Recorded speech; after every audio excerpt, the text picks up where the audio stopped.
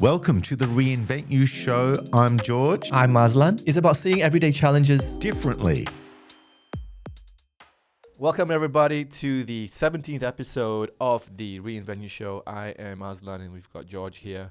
Today, we're going to be talking about how to stay calm in a crisis, or topics related to that, Yeah, we're perfect storms where a lot is going wrong, and it really does feel, it invites you into overwhelm, doesn't it? And that's the whole point of, well, what's the benefit of being calm in a crisis? Have you ever been in a scenario where, being calm in the crisis mode changed the entire situation? Have you ever had to face that in your life where you had to make a decision to go, you know what, I'm going to stay calm in here and see how that affected the outcome? Yes, I have a few times that stick out in my mind where I was actually fascinated by how calm I was.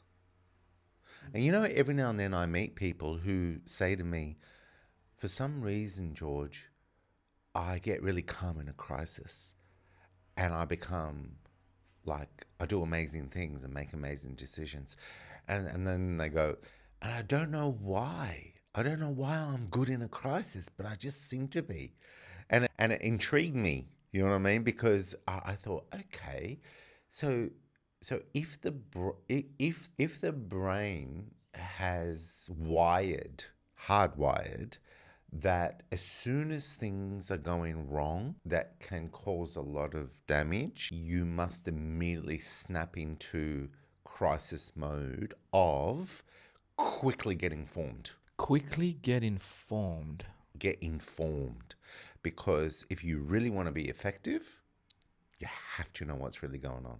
And if you don't know what's really going on, then you are like a ball in a pinball machine, bouncing off every friggin' magnified, catastrophizing element, and it's overwhelming. The brain does not like impending doom.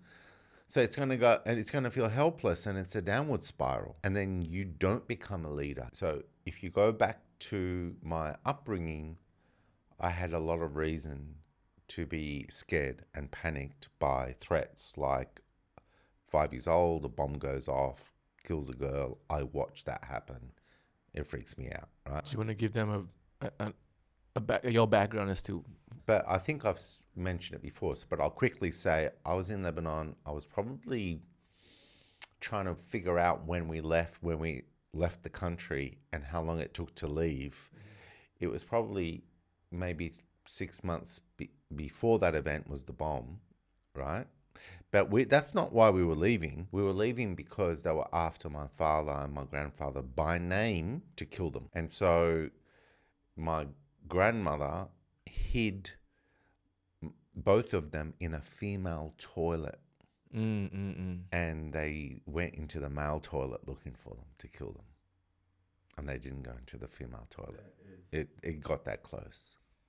Who were they at war with? Sorry if I'm digressing, but... All right, well, this is where you and I end our podcast series, because I tell you it was Muslims and we were Christians. No, just kidding. This is we go to war. We interrupt this program. Stab. No, Azlan. Let's change the world. Let's be the first to love each other.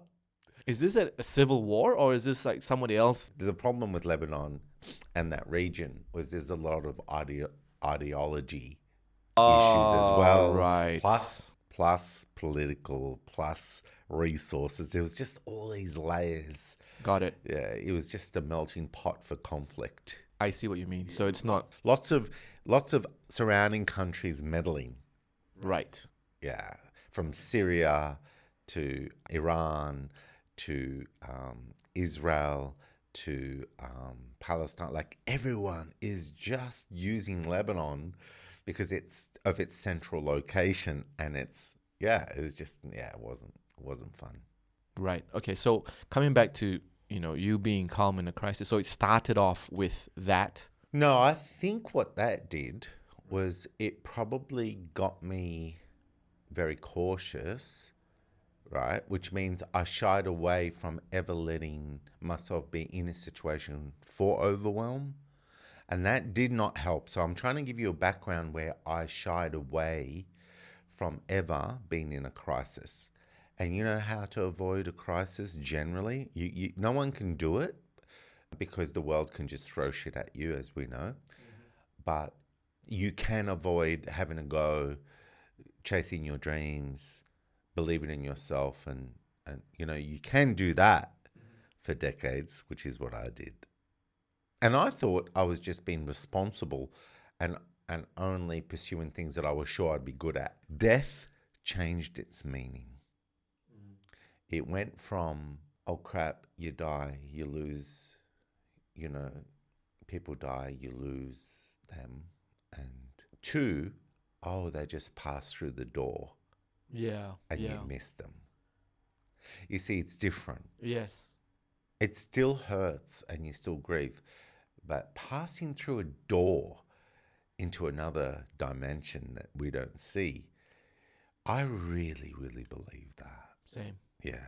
We had this exact conversation yesterday with my wife. I said one reason why I feel like I have to be sad is because there is this concept that death is a sad thing. Imagine if death was like winning a lottery or like just going through the next dimension, but they're still there, and the only difference is their resistance is all gone, and they are wrapped in love. And if you see it that way, then that's not so sad anymore. But you know, of course, it's like you said. We talked about sustainable value exchange when physically you're not there. I get it. That you generally will grieve and miss them because, of course, you valued that. Yeah. You valued their presence. You valued their essence. And that is to be genuinely missed and mourned. Yeah. But you go through the grieving cycle in a healthy, natural way because you know they are forever, and so are you, and there's a connection there that will never, ever leave, and it will reconnect in meaningful ways into the future. And people will go, oh, that's just you trying to make yourself feel better. It's like, well, I'll tell you what, I'm going to go all in that's truth, and I'll let the universe deal with revealing to me that I'm wrong. Yeah. When the time comes. But I ain't believing bullshit right now that it ends so I can just make myself feel worse just to make you happier that I'm being a pessimistic realist.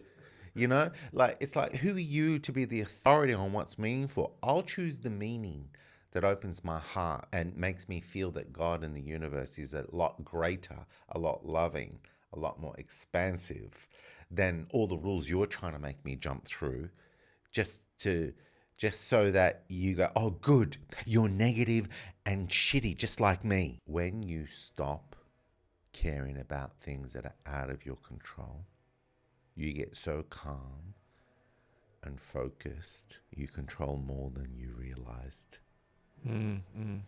Much more than you realize because of the field. So how does that relate to your saying of being more informed? So basically being more informed allows you to understand it deeper, and therefore you realize then what you can or can't control, and then you just focus on what you can control, and you have this big picture view. I'm just summarizing how, you know, like what you do. Because there are some people I know who blame it on genetics. I know a friend of mine at work who is 1000% adamant that he's got Cortisol? Yeah, that one. And he says, I know I've got high levels of cortisol and I can't deal well with stress. Therefore, keep me out of stressful conversations because it's genetics. And I'm going, okay. This person freaks out. He's like a pinball machine. And I have to admit, I'm not some angel. I do pinball every now and then, depending on how I feel. Can I just write that down? Aslan's no angel. No, because I don't want to give people the thing that I've got all my shit together. Because there are some days. Exactly. It's just yesterday. I thought I was calm, and then left, right, feel everyone's pinging me at work. I've got this issue. I was like, what is this happening? There's a defect in production. You know, people are calling. I'm like, whoa. And then I started pinballing, and I knew, okay, I have to stop now. So I just pushed myself away from my PC, turn it off, just sat there. I thought you ran away like Forrest Gump. No, I didn't you just run. started running. But yeah, sometimes that's how I need to cope, you know. But yeah, I mean, what I'm just saying is, some people blame cortisol and genetics. And I didn't know what this was until I Googled it. And I went, oh my gosh, it's actually a thing. Some people, according to Google, I'm not sure how true this is, higher levels of cortisol. And so they freak out more and they're more anxious in general. you know? Yeah, that's an interesting take on it. You see, if you go to a fire, a house fire, and there is a fire engine there, and then you go to another fire and there's a fire engine there, and you go to another fire and you see another fire engine there, do you start to get suspicious that the fire engine caused the fire? Because it's always there wherever there are fires. Would you? No. No. But that's what we're doing. You see, cortisol is what you release because you've decided the stress response is appropriate. Okay. How does it relate to the fire engine? Sorry, I'm trying to connect the dots here. Because the fire engine is what is released because there's a fire there. Oh, I see what you mean. Release the fire engine to Yeah. douse the flames. Yeah. Release the cortisol to protect the body, Right. right? It's a hormone, and it's to do with heightening your, helping you get stronger, tense your muscles, to do all, it prepares you to protect your body. And what we go is, I'm just a high cortisol person. It's about understanding that an organism doesn't release hormones for shits and giggles. Yeah, yeah. Everything's purposeful. Right. It's triggered by something. Yeah. Right. I see what you mean. Right? There was a study, right? And what it did was it took a rat, two rats, right? It swapped the families. One of them was in a hostile environment where it had to fend, fight for food and all that. And the rats in that environment were very muscular and strong. On the other side, they got all their food given to them. Actually, why do we get calm when we know there's nothing we can do? This is it. This is it. Nothing we can do. Why are we calm? Because we don't have the control of the outcome. And we know it's beyond us. We can't control the outcome. A meteor is coming. Okay. What am I going to do? And then in that moment, we access something greater than the body that's going to get wiped out by the meteor. The knowing that we are eternal. And we honor it. Right. Don't we? Yeah.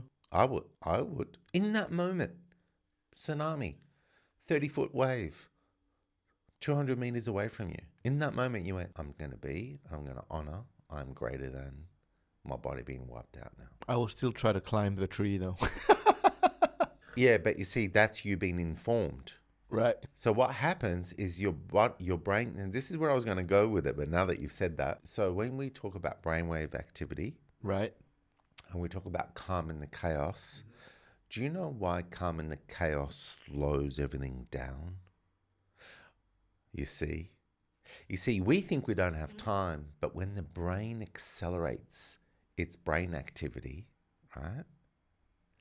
Everything is relative. So we're processing more information per second. Right. So it feels slower.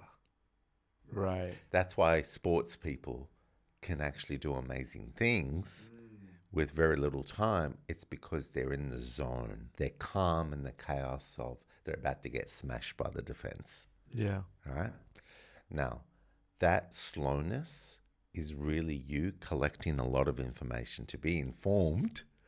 And so you have a sense of how fast that tsunami is, where it is, how fast you can motor up that hill, you know?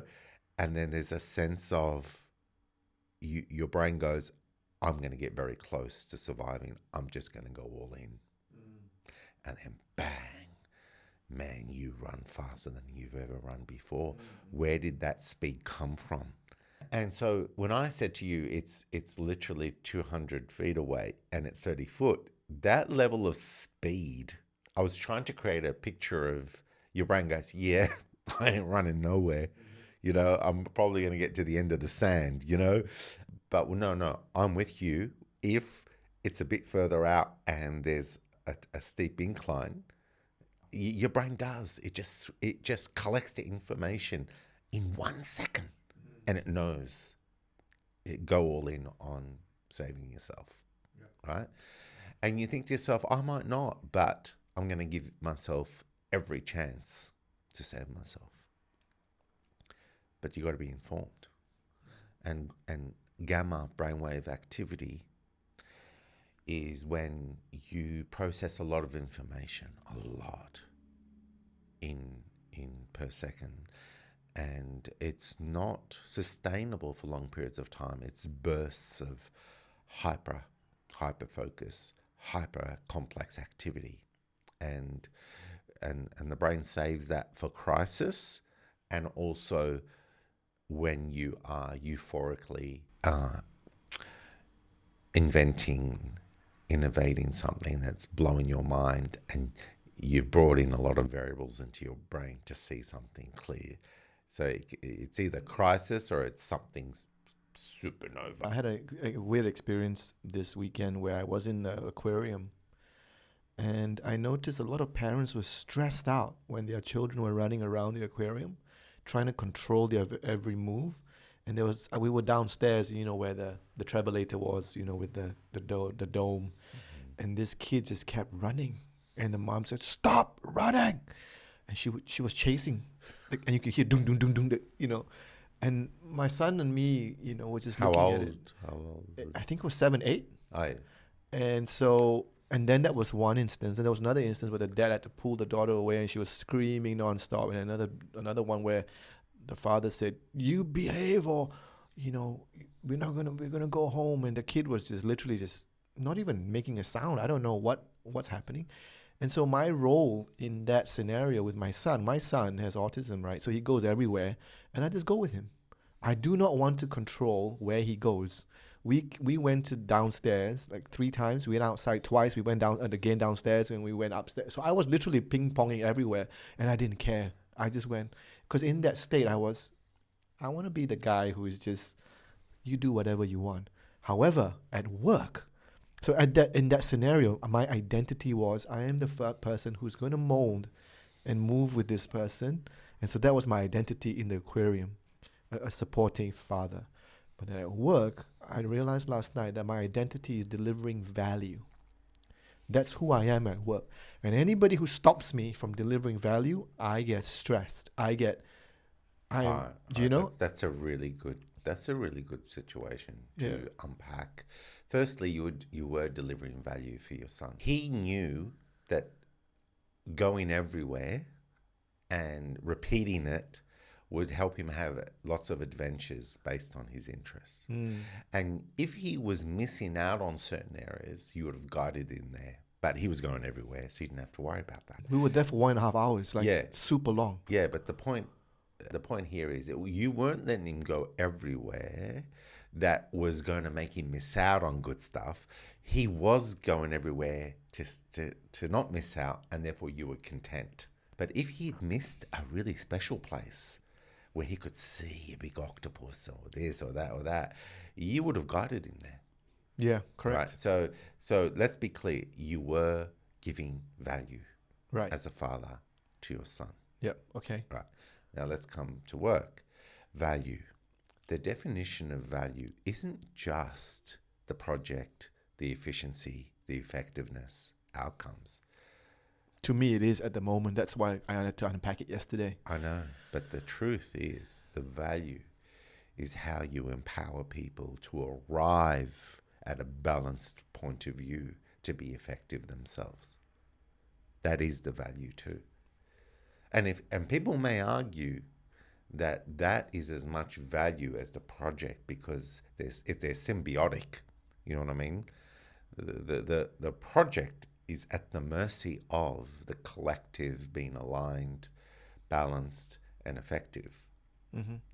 And therefore, you can't just be task orientated for the project. You have to be task orientated for connection with someone and their perception, and helping them manage their perception. Yeah, I mean that's real value, and that's leadership. It is, and I can relate now because I've got a son, and I know that I can do it for my son. But we have a problem with work culture, right? Even parental culture, is that we have overreacted to mistakes. For so long, we have traumatized people into fearing making mistakes so much. And then we give them lip service. Oh no, we have a nice growth mindset culture, you're allowed to make mistakes while we react with attitude and tension and cortisol every time someone makes a mistake or we make a mistake. Yeah, I mean, I think it's very interesting that in a scenario like that where you're a project manager, you are ultimately accountable for the outcome, Yeah, regardless of who makes the mistakes. that's right. And so to give my team the ability to make mistakes, I'm okay with that. But to not have a decision, because I can live with someone saying, let's do this. Make a mistake versus I don't know, I don't and so I went and then they come to me for a solution. I said, I'm not the guy who I'm not the architect. But you're so smart, Azlan. No, but now I've pushed back. I said, Feed me. I'm in the nest. Feed me. yeah. I said, no. How do we do this? Grow up. Figure it out. Like, You got wings, and You you know? kick them out of the nest. Yeah. Right? But you don't have to. Now I'm exaggerating because I know you're not doing this, but you don't have to abuse them when you push them out of the nest. You just say, "Hey, trust me. This is for your own good." Boom, and now they're in free fall, and they discover their wings. yeah, and that's what I had to tell this person. I said, look, just make a decision, because I was internally, I was like, just grow up, man. Grow a pair, and just Grow a ball yeah, or two. grow a ball or two, and just figure it out. Don't worry about making a mistake. As long as we have steps to remediate if there was an issue, don't worry about it. Make a decision, go. Yeah, but hang on a minute. Make a decision should be about a critical thinking process. Teach them to fish. Say, I tell you what, make a decision, but tell me the process that led to your decision. And if I feel I can help you with adding more to your process that might alter the decision, I'll do that for you. But make a decision and share with me what led you to that decision. I'll try that. Because what you're doing there is you're allowing them to have a safe environment to test their critical thinking, but you're a reasonable safety net in case they're going to let you down. Do you know what I mean? Care. So that's why it becomes a stressing situation, doesn't it? Yeah. But there's one principle that's weak in that equation, and it's the principle of innate morality, good nature. People do care, and if they present as not caring, they have a perception issue. So what I mean by that is this. If they don't know what they don't know, then they're going to headbutt the wall in the dark, and you're going to be very confused, right? As soon as you point that out to them, they go, oh shit, that makes sense. How did I miss that? You see, let's come full circle around perception management. High stress stops you even finding the keys that are in front of you on the table. Come on, man. If we're going to make physical objects disappear and that our perception is that fallible, that the photon particles bouncing off the object of those keys is going through the lens of our eyes to the back of the brain, right? And not being decoded because we're stressed about something else. And it says, yeah, that's not important to decode right now. So we literally don't see something in front of us. Yeah. The boy look. Come on. If we're going to be that fallible with perception, as a leader, we've got to be ready for the obvious being missing for people when they're busy, stressed, inexperienced. Normalize it. But you don't have to tolerate it. Isn't there a big difference between the two? I need to re-listen to this, but definitely. Yeah. Normalize that. That's normal for people to not see the obvious. Right. But don't tolerate it. But you don't need to tolerate it. Right? Now, that's good for you because you go, oh, thank goodness, because I can't tolerate it. Right? Yeah. But the other thing is that, okay, now, never ever assume that people don't care. Because if you do, it will bring out the worst in you. Yeah. If you think they care, you get to be genuinely concerned why they're missing the obvious. Yeah. And then you lean in and your tone is different. Yeah. That mentorship part of you plays a really good role then, doesn't it? So now rewind. go to that moment where, no, that's a tool, I'll just give it to them. So, okay, have you thought about what can go wrong if you do that and what you need to build around it to support them if things go wrong? No. It's like, well, what if the tool goes wrong? Do you want them not to have support? Of course you don't want that.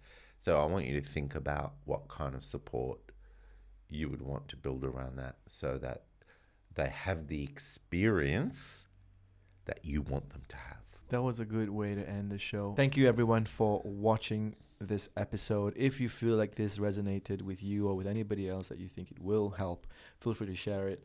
You know where to find me and George. This has been a great episode. I so needed this, George. Thank you very much. Oh, I enjoyed the ride, the journey. All right, guys. Thank you. Thank you, everybody. Ciao for now. Ciao for now. The Reinvent You Show. And remember, don't take yourself or life too seriously.